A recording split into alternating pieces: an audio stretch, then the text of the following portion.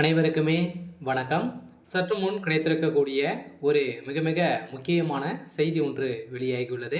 சற்று முன் அண்ணா மாணவி பாலியல் வழக்கில் உதயநிதி ஸ்டாலின் தான் அந்த சார் அப்படின்ற மாதிரி இப்போ வந்து பார்த்தீங்கன்னா பரவலாகவே பேசப்பட்டு வந்திருக்கு. ஸோ இப்போ அதிரடியாக உதயநிதி ஸ்டாலினுடைய வீட்டில் அதிரடியாக அமலாக்கத்துறை இன்று காலையிலிருந்தே ரைடுகள் நடக்குது. இந்த ரைடின் அடிப்படையில் அங்கு சிக்கிய ஆதாரத்தின் அடிப்படையில் எக்கச்சக்கமான வீடியோக்கள் பார்த்தீங்கன்னா சிக்கியிருக்கு.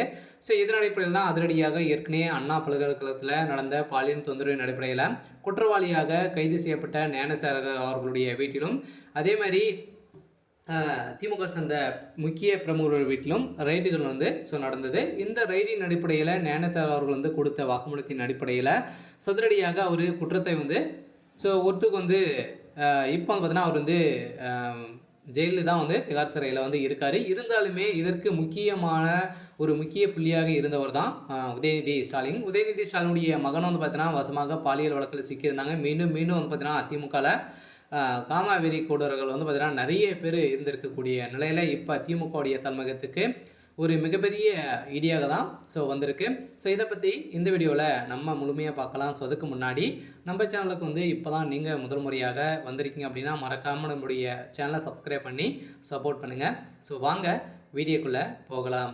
பார்த்தீங்கன்னா ஏற்கனவே அண்ணா பல்கலைக்கழகத்தில் நடந்த பாலியல் தொந்தரவின் அடிப்படையில் மாணவிகள் அனைவருமே கொடுத்த வாக்குமூலத்தின் அடிப்படையில் ஏற்கனவே பார்த்தீங்கன்னா எந்த ஒரு நடவடிக்கையுமே எடுக்காதிருந்த நிலையில் இப்போ நீதிமன்றம் தீர்ப்பு வழங்கியிருக்காங்க. சொல்லலாம் உதயநிதி ஸ்டாலின் அவர்கள் தான் அந்த சார் அப்படின்ற மாதிரி இப்போ தகுந்த ஆதாரத்தோடு பார்த்தீங்கன்னா இப்போ ஒரு மாணவி வீடியோ ஆதாரம் காட்டி ஸ்டாலின் அவர்கள் பார்த்தீங்கன்னா அதிரடியாக உதயநிதி ஸ்டாலினுடைய பதவி பறிக்கப்பட போகிறதாக காலையிலேருந்தே பரவலாகவே பேசப்பட்டிருக்கு. இந்த நிலையில் தான் துணை முதல்வர் பதவி கதி போகும்போது அதே மாதிரி இந்த டாஸ்மாக் நிறுவனத்தில் நடந்த ரைடின் அடிப்படையில் உதயநிதியுடைய வீட்டுக்கு அமலாக்கத்துறை குறிவைத்திருக்காங்க.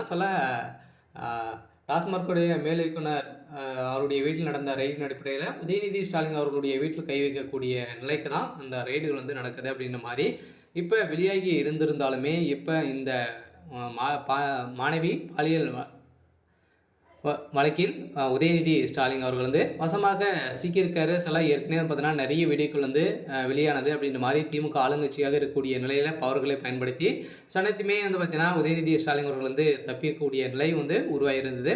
இருந்தாலுமே இப்போ மாணவி தாமாகவே இப்போ பார்த்தீங்கன்னா கொடுத்துருக்கக்கூடிய நிலையில் தான் இப்போ திமுகவுடைய தலைமையகம் பெரும் அதிர்ச்சியில் இருக்காங்க. உதயநிதியுடைய கதை ஒட்டுமொத்தமாக முடிய போகுது. சரி, ஓகே. இன்னைக்கான அப்டேட் பார்த்தீங்கன்னா இதுதான். மறக்காமல் நம்மளுடைய சேனலை சப்ஸ்கிரைப் பண்ணி சப்போர்ட் பண்ணுங்கள். வாங்க. தேங்க்யூ.